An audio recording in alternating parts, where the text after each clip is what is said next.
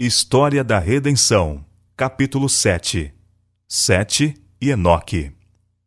Sete tinha um caráter digno e devia tomar o lugar de Abel em reto proceder.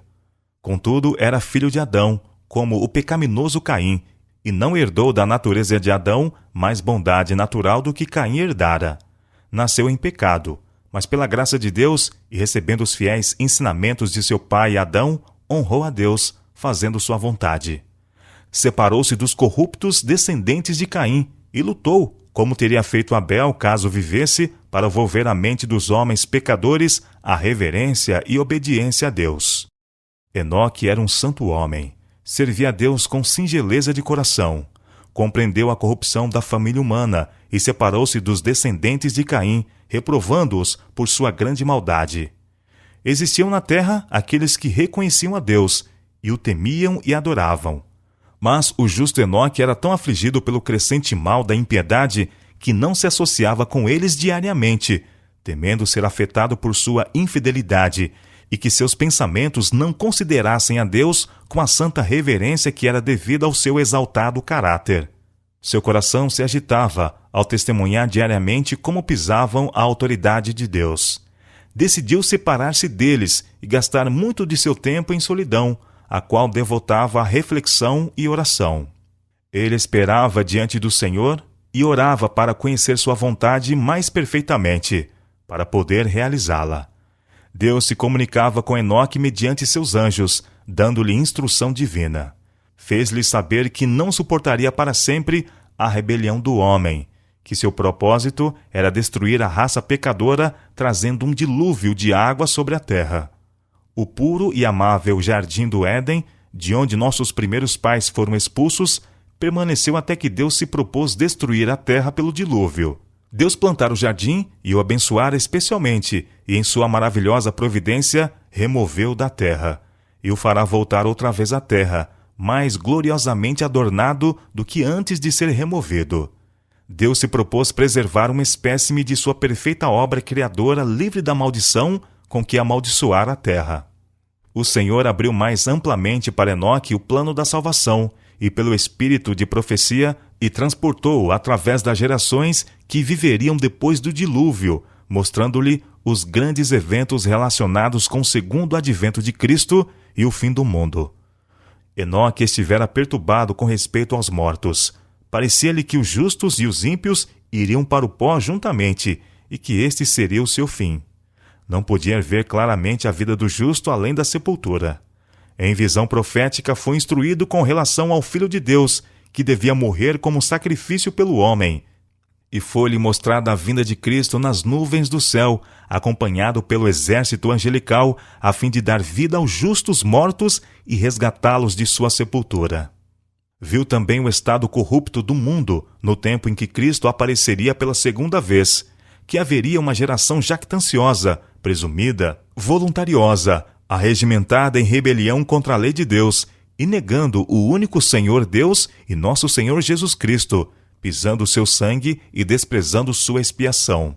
Viu justos coroados de glória e honra, e os ímpios banidos da presença do Senhor e destruídos pelo fogo. Enoque fielmente transmitiu ao povo tudo o que Deus lhe havia revelado pelo espírito de profecia. Alguns creram nas suas palavras e volveram de sua maldade para temer e adorar a Deus. Transladação de Enoque. Enoque continuou a tornar-se mais piedoso enquanto se comunicava com Deus. Sua face era radiante como a santa luz que permanecia em sua fisionomia, enquanto instruía aqueles que vinham para ouvir suas sábias palavras. Sua aparência digna e celestial infundia às pessoas reverência. O Senhor amava Enoque porque ele firmemente o seguia, aborrecendo a iniquidade, e fervorosamente buscava o conhecimento celestial para fazer sua vontade com perfeição. Ele anelava unir-se ainda mais estreitamente com Deus, a quem temia, reverenciava e adorava. Deus não permitiu a Enoque morrer como outros homens, mas enviou seus anjos para levá-lo ao céu sem ver a morte. Na presença de justos e ímpios, Enoque foi removido deles. Aqueles que o amavam pensaram que Deus pudesse tê-lo deixado em algum de seus lugares de retiro. Porém, depois de procurarem diligentemente por ele e sendo incapazes de achá-lo, disseram que não se acharia mais, porque Deus o tomara.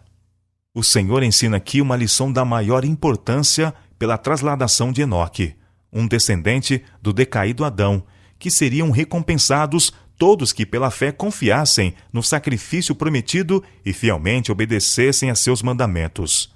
Duas classes aqui, outra vez representadas como devendo existir até o segundo advento de Cristo: os justos e os ímpios, os rebeldes e os leais.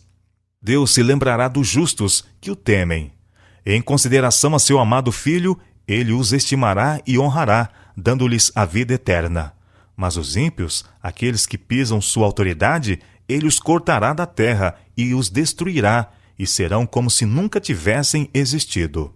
Depois da queda de Adão, de um estado de perfeita felicidade para um estado de infelicidade e pecado, havia o perigo de os homens se tornarem desencorajados e inquirirem: inútil é servir a Deus, que nos aproveitou termos cuidado em guardar os seus preceitos e em andar de luto diante do Senhor dos Exércitos?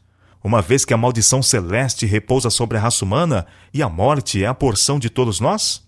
Mas as instruções que Deus dera a Adão, repetidas a Sete e plenamente exemplificadas por Enoque, iluminaram o caminho das trevas e escuridão, dando esperança ao homem de que, assim como por meio de Adão veio a morte, mediante Jesus, o Redentor prometido, viria a vida e imortalidade.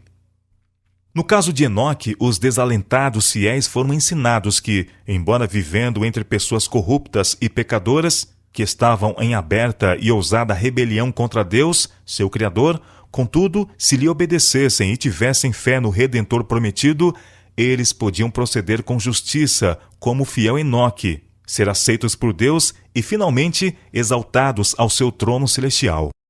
Enoque, separando-se do mundo e gastando muito de seu tempo em oração e comunhão com Deus, representa o leal povo de Deus nos últimos dias, que se há separar do mundo.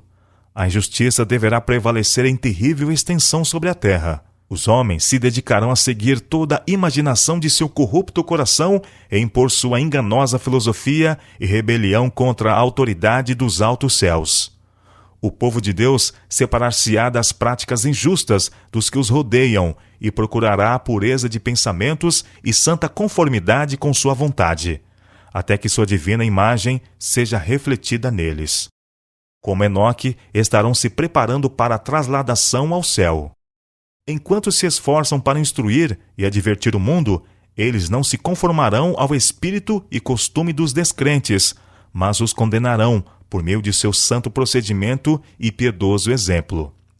A trasladação de Enoque para o céu, pouco antes da destruição do mundo pelo dilúvio, representa a trasladação de todos os justos vivos da terra antes da sua destruição pelo fogo.